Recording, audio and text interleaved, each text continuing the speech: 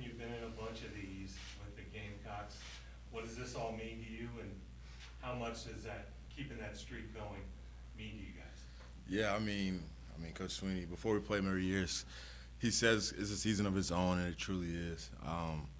Like, I've never lost to Carolina, so that's something. Growing up a Clemson fan, that's something I want to keep going for. Even when I'm not here, as long as possible, for sure. I'm guessing that you know lots and lots of people, and even maybe family members who are Gamecock fans as well. How do you deal with the back and forth? Does it come up all the time? Yeah, I definitely grew up with some of my closest friends being Carolina fans, and people I went to church with, different things like that. So, I think it's it's just a lot of fun, for to have some smack talk back and forth. But at the end of the day, my main goal is to win, and however we do that, I'll be fine with it. So. Jordan, what do you think of their defensive line from your tape study, and do they remind you of any team that you've played defensive line-wise? They're athletic, and kind of big up front. Zach Pickens is a baller, and Jordan Branch as well. Like, those guys are ballers, and definitely gonna have to, be prepared and ready to go for them. I'm not really sure necessarily if they kind of, remind me of kind of any defensive line we played. But those guys are dangerous, when they want to be. So, we got to show up, ready to go, against those guys. Speaking of dangerous when they want to be, were you surprised at all by the Tennessee result Saturday night? I want to say, as transparent as possible, I was a little bit surprised. But, as we know it now, that's just college football for you, So, anything can happen on any given day. And that's kind of what Coach Sweeney, has been preaching to us. And, you see it around the country every year. So, I think our main goal is not to not let that be us, So. Does that serve as a reminder in terms of not underestimating them, or just because it's South Carolina, you wouldn't need that? Yeah, I think, for me, being here so long and growing up in South Carolina, like, I don't need that kind of motivation. It's just, it's South Carolina, and, you want to play your best against them. And maybe for some of the younger guys who, haven't been here long or don't really understand, what this rivalry means to people, they might need that reminder. But, being an older guy who's from here, I don't really need, that extra kind of motivation, Like, I understand how big this game is and how much it matters to so many people. So. I think it was Phil maybe was telling us that Coach Sweeney goes through a whole talk about what South Carolina rivalry means. What does all that entail? Yeah, he definitely does. And just he kind of takes us back a little bit in time when Clemson was on the losing end of that streak, and kind of what it felt like. And it's like, you can play as good as you want all season, but if you lose this game, it doesn't really matter as much. So, our biggest focus, is just to, get this win. Obviously, it's South Carolina, but they're in our way to kind of what we want to do as a team. So, that's enough motivation for itself. Jordan, DJ is your leader on offense. How has he kind of handled the ebbs and flows of playing really well, getting benched a couple times, coming back playing well? How has he kind of handled that? Yeah, I can honestly say he hasn't changed at all. Like, even when he's, playing, his best football, he's the same person. Or maybe when he's not playing as good that day and they give Cade a shot, like, he's that same guy. He's supportive of Cade and, of the whole offense. And, he wants to see the offense and the team, succeed whether he is in there or not, And as a leader, as a quarterback of the team, like, that's tough maybe to watch the offense when you're not leading the show or you're not in there. But, that speaks of, what kind of guy he is to maybe, to understand that he's not playing necessarily his best, but to, still be supportive and lead each day. Like, that tells you a lot about it, what kind of guy he is.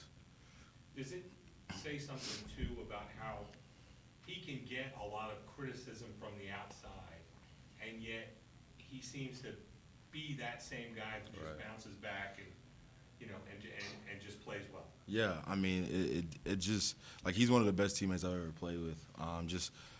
Year in and year out, last year, this year, whatever it may be, like, whenever something goes wrong, he gets 90% or 100% of the criticism, and majority of the time it's really not his fault. If we're being honest, and you won't know that unless you're kind of in the film room, studying the plays or whatever it may be. But from the outside looking in, and it's easy to blame the quarterback. So he takes a lot of what goes wrong. He takes a lot of that. But for him to still be supportive and want to see us succeed and not let that get to him, it speaks volume. Jordan, what was your assessment of Mitchell May's performance on Saturday, especially coming to come in on such short notice with Marcus Tate going down? Yeah, I mean, it's definitely like Mitchell's a guy who's been here for a while, hasn't necessarily played as much, but when Walker was out, Mitchell came in and played well, and with Marcus getting hurt in the first quarter, Mitchell came in and played well, and that's what you want. Like, he's been begging for a shot, and he got it, and to come in and play well, and to prepare each week, not knowing if you're going to play or not is tough. And that I give kudos to Mitchell for preparing, not knowing if he's going to play Saturday or not. But he came in, did what he's supposed to do, and it's exciting to kind of see the growth, from Mitchell from when he first got here to now, for sure. What did you see from him when he came in the huddle and it was his turn? Yeah, I mean, I could tell in his face he's ready to go.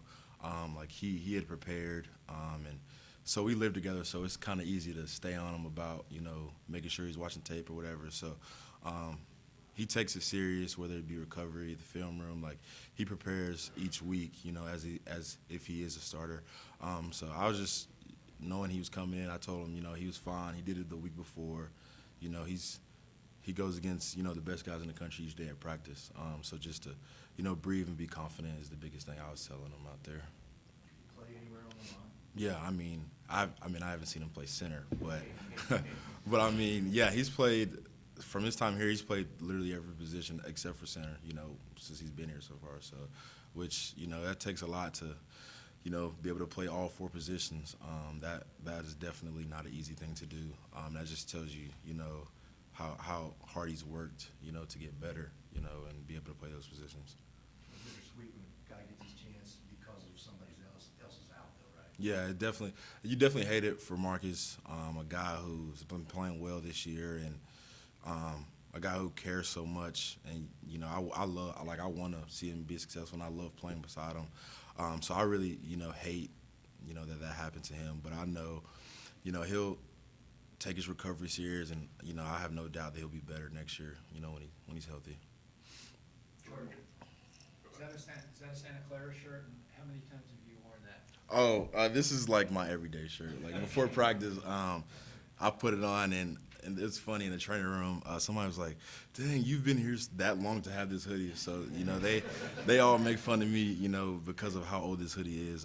But it's something I wear pretty much every day, honestly. It's been, I think it's 4 years since you guys have played Carolina at home. I mean, what do Yeah. you sort of expect that atmosphere to be like? Yeah, I mean, it's like, I knew for sure it would be crazy anyway, just because of how our fans show up for any game. But with them obviously beating Tennessee this past weekend, like, I think this will be a great environment. It'll be an early game, but I know our fans will show up, and it'll be an awesome atmosphere. You mentioned Tennessee, but also, Michigan or Ohio State's going to lose. Is it hard not to think about what's happening with the teams in front of you guys as far as the playoff picture and trying to stay in that mix? Yeah, I mean, it's definitely. I mean, you definitely look around the country at kind of what's going on, but I think my biggest thing, and something that Coach Sweeney's been preaching to us, is take care of what we can kind of control from this point on, and if we went out, different things like that, I like where we'll be at, and I think if we do win out, I think things will take care of itself. So just trying to stay focused and finish these last 2 games of the season strong. Have you been scoreboard watching at all? What do you mean by that? I guess watching other teams, how Oh. if they win or lose, are they ranked ahead of you guys? I mean, I definitely have. I've been peeking around the country, kind of seeing what's going on, and but I haven't been getting too caught up in it, because I know like it's college football, and anything can happen. I know we kind of dug ourselves in a hole with that loss at Notre Dame, but like I said, I like our chances if we went out. So, we'll see what happens. But I like our odds.